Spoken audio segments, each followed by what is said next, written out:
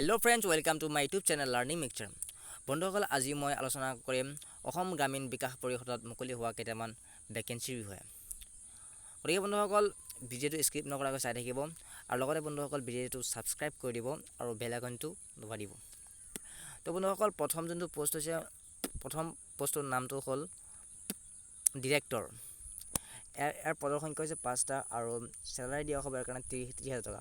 As limit বিচৰা হৈছে maximum 62 বছৰলৈকে বিচৰা হৈছে আৰু এডুকেশ্যন কোৱালিফিকেশ্যন বিচৰা হৈছে গ্ৰেজুৱেট আৰু কোনোবা বেংকিঙত এক্সপিৰিয়েঞ্চ থকা হ'ব লাগিব, লগতে কম্পিউটাৰ নলেজো থাকিব লাগিব। দ্বিতীয় পষ্টৰ নাম হ'ল ফেকাল্টি মেম্বাৰ। পদৰ সংখ্যা হৈছে 5টা আৰু চেলাৰী দিয়া হ'ব ইয়াৰ কাৰণে 20,000 টকা আৰু এজ লিমিট বিচৰা হৈছে 22 পৰা 40 বছৰলৈকে। ইয়াৰ কাৰণে এডুকেশ্যন কোৱালিফিকেশ্যন বিচৰা হৈছে, ইয়াৰ কাৰণে গ্ৰেজুৱেট আৰু লোকেল লেংগুৱেজ জনা হ'ব লাগিব, এছামিছ ইংলিছ তেনেকৈ জনা হ'ব লাগিব আৰু কম্পিউটাৰ নলেজো বিচৰা হৈছে ইয়াৰ কাৰণে। 3 নম্বৰ পষ্টৰ নাম হ'ল অফিচ এছিষ্টেণ্ট। ইয়াৰ পদৰ সংখ্যা হৈছে 5টা আৰু চেলাৰী দিয়া হৈছে ইয়াৰ পৰা 12,000 টকা। এজ লিমিট বিচৰা হৈছে 22 পৰা 40 বছৰলৈকে আৰু ইয়াৰ কাৰণে এডুকেশ্যন কোৱালিফিকেশ্যন বিচৰা হৈছে গ্ৰেজুৱেট, ঠিক তেনেকৈ ইংলিছ জনা হ'ব লাগিব, লগতে কম্পিউটাৰ নলেজো লাগিব। 4 নম্বৰ পষ্টৰ নাম হ'ল এটেণ্ডেণ্ট। ইয়াৰ পদৰ সংখ্যা হৈছে 4টা আৰু চেলাৰী দিয়া হৈছে ইয়াৰ কাৰণে 8,000 টকা। এজ লিমিট বিচৰা হৈছে ইয়াৰ কাৰণে 22 পৰা 40 বছৰলৈকে। এডুকেশ্যন কোৱালিফিকেশ্যন বিচৰা হৈছে ইয়াৰ কাৰণে অনলি 8 পাছ হ'লেই হ'ব, অকল লিখিব আৰু পঢ়িব জনা হ'ব লাগিব। গতিকে চাওঁ চিলেকশ্যন প্ৰচেছ, কেনেকৈ চিলেক্ট কৰা হ'ব।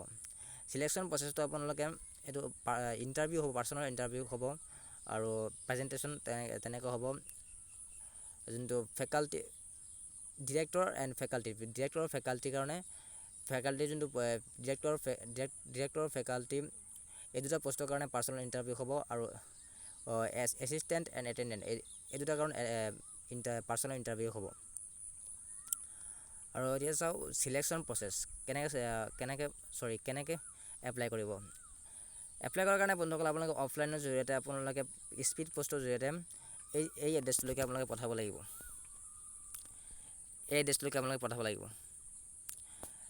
দ্য চেয়াৰমেন আসাম গ্ৰামীণ বিকাশ পৰীক্ষণ ট্ৰাষ্ট, আসাম গ্ৰামীণ বিকাশ বেংক, হেড অফিচ বাংগাগড়, গুৱাহাটী, এলৈকে আপোনালোকে পঠাব লাগিব। আৰু ইয়াৰ কাৰণে আপোনালোকে এই ফৰ্মটো ডাউনলোড দিব লাগিব। ফৰ্মটো মই ডিছক্ৰিপশ্যনত দি দিম, তাৰ পৰা ডাউনলোড কৰি ল'ব। আৰু বন্ধুসকল ইয়াৰ কাৰণে লাষ্ট ডেট ৰখা হৈছে, এপ্লাই কৰা লাষ্ট ডেট ৰখা হৈছে 15 জুনলৈকে 2021 তাৰিখে ৰখা হৈছে। গতিকে বন্ধুসকল, ভিডিঅ'টো আজি এইখিনি আছিলে। মই এপ্লিকেশ্যন ফৰ্মটো আৰু অফিচিয়েল ন'টিফিকেশ্যনটো মই ডিছক্ৰিপশ্যনত দি দিম, আপোনালোকে তাৰ পৰা ডাউনলোড কৰি ল'ব। গতিকে বন্ধুসকল, ভিডিঅ'টো এইখিনিতে সামৰিছোঁ। যদি ভাল পালে ভিডিঅ'টো লাইক কৰিব আৰু ছাবস্ক্ৰাইব কৰিব নাপাহৰিব। ধন্যবাদ। জয় অসম।